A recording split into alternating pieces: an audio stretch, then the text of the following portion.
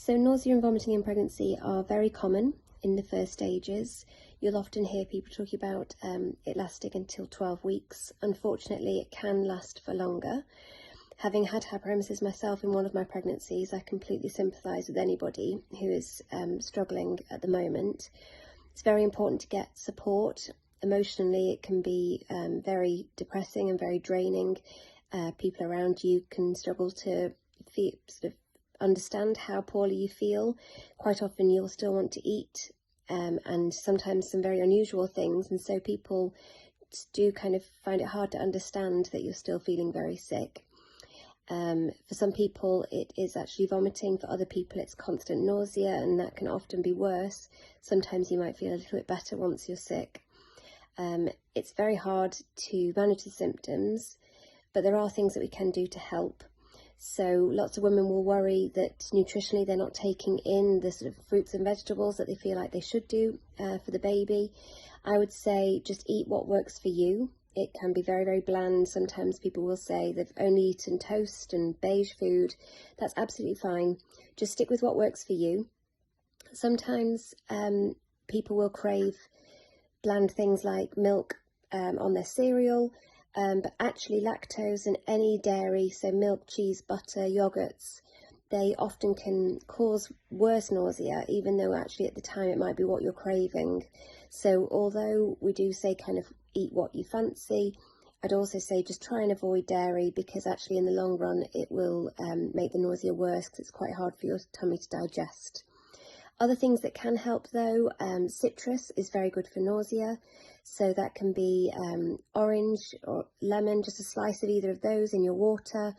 I wouldn't necessarily drink a lot of orange juice because that might cause a lot of acid, and then that can impact on the nausea. If you can't cope with drinking it, even just having those smells around you can really work. So having a peeled orange nearby, or if you wanted to buy aromatherapy oils, there's lots to avoid in early pregnancy, but all of the citrus ones are very safe. So lots of people will use lemon, lime, grapefruit, lemongrass. All of those oils are very, very safe. You can have them just diffusing in the room, or you could use them sort of just as on a tissue that you just inhale. That can help with the nausea, but also help to cancel out some of the other smells that are maybe triggering the nausea. So having those smells in your kitchen to override kitchen smells or the smells of the fridge or dishwasher can really, really help. Other things are acupuncture. So if you go find an acupuncturist that's happy to treat in early pregnancy, they may also show you some acupressure points. There's a good one on your wrist that you can use motion sickness bands with. I'd recommend getting the child-size motion sickness bands so that it's really quite tight and putting a good amount of pressure on that point on your inner wrist. There are medications that are very safe, so you could speak to your GP or your midwife about medications. The two that we would use early on are cyclizine and Stemitol. These are drugs that we've been using for many, many years very, very safely. They can work for a little while and then stop working, so sometimes it can be a bit of a trial and error with these drugs, or finding out sort of the combination that works for you, as one of them can make you quite drowsy. After 12 weeks, there's a very good medication called ondansetron. This is one that does need to have, you need to talk to your doctor about this, because there is a slight increase in the chances of cleft palate if this is taken before 12 weeks. So it's best to wait until after 12 weeks.